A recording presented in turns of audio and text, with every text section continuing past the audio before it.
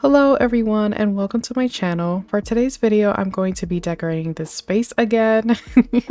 If you've seen my last video, I made an antique post office. If you haven't seen it, I will link it below and leave a time card on top. I like the antique post office, but now I want to try something different, and I've been dying to use the gazebo since like the update dropped. So I just extended the cliffs a bit and curved it out. It was nothing special. I just wanted something in the background. As you can see, it looks super unfinished, but that's okay. But I was thinking of creating like a garden slash mini forest and have the gazebo be the star of the show. I went on Google and just got some inspo there from live photos, and I have some ideas on what I want to do. So I'm just going to start the build. I chose this path because it has a bunch of different flowers on here, and also I'm slowly becoming obsessed with this path, as I do with everything, but I'm just going to create a small pathway to the center to help guide me on where I'm going to add the items. Look at little Raymond, him and Marshall, forget it. They're besties for lifey. Did I just say lifey? You're done.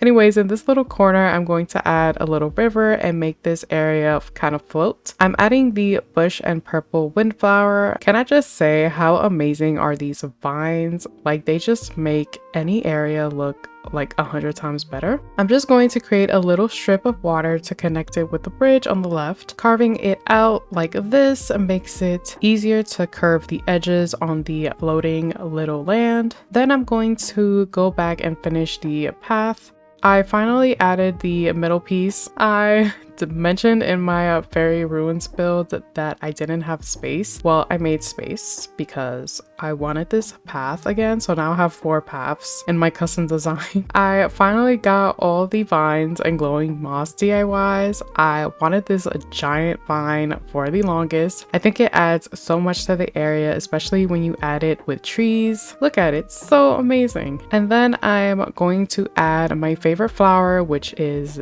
the blue rose, and of course adding some vines on the cliffs. You guys already know you're gonna see me add these vines in like all of my builds. I decided to add a mush lamp. I felt like I needed to have some light coming from behind the gazebo. I will leave all of the design codes for this video in the description, so check that out. For this side, I decided to add one of the ruins pillars. I really love the pillar. It looks so nice with the vines covering it. So now I'm going to add the trees. I'm going to use my shovel to mark out where I want the trees to go. For the trees, I want to have like different sizes of growth. I think it just looks better in an area when you have different sized trees. So I think I'm just going to add 2 trees on both sides. I'm going to have a mix between the cedar trees and the hardwood trees. I'm going to add the hardwood trees in the front and the cedar trees in the back, just because the cedar trees are a bit taller and pointy. To make sure that the trees stay this length, I'm going to add a fruit tree behind it to stop it from growing. Now for the other side, I'm going to add another cedar tree, but this one is a full grown one. I went with this one because it disguised a lot of the background and the cliffs. I added more blue flowers, and then I'm going to add some butterfly models. I was deciding which one I wanted to go for, so I went with this tiger butterfly, and I'm just going to turn it and face it how I want. As you can see, I move things around a lot because I'm super indecisive. Now I'm going to add the last tree, which will be the hardwood tree, but this time it's going to be the large sized one. This is the size of the 3rd day hardwood tree, if you were wondering. I wanted to have a place to sit, so I'm adding this wild log bench. Then I thought I should make like a little walkway to the benches. I had like these 2 stone designs, so I used them and I alternated between the 2, which came out looking nice. Then I added this stone circle because that area was looking empty and lonely. I had these pink cosmos, so I added it there to hide the rough edges of the stones. The build is coming out nice, I must say. I'm adding some more moss to mix in with the flowers. I'm just finding the moss I like, which is the shortest one, which are these. Doesn't it look so cute?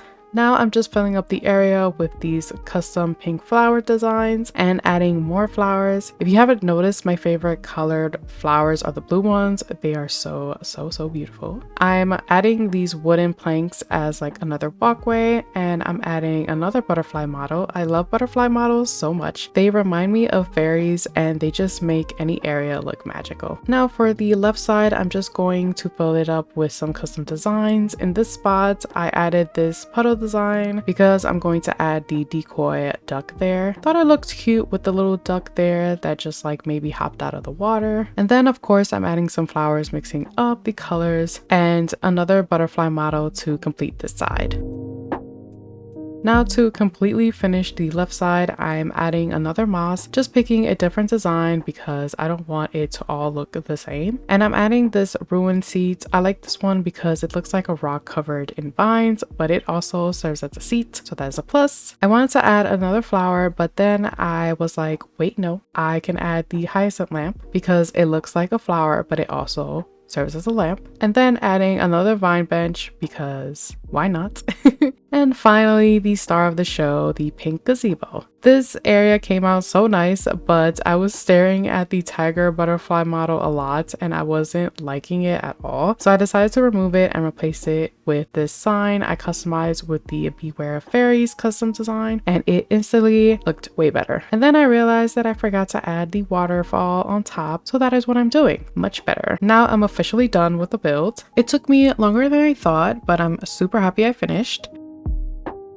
This is how the build ended up looking. I really love this area a lot. Hope you guys enjoyed it and found it inspiring. Right now, I am like 25% done with my island. I have a lot to go, but I have so many more ideas for this island. And if you have any suggestions or want me to recreate anything, just let me know in the comments. Or if you want, you can always DM me on Instagram at Luna Rosebell. I love this area so much because of the gazebo. What I love about this area is like you can walk through this little pathway and make your way to the gazebo, and you can actually go through the gazebo and sit down. No more fake openings, which is one of the things I hate about certain items in this game, like the teacup ride that we can't get in.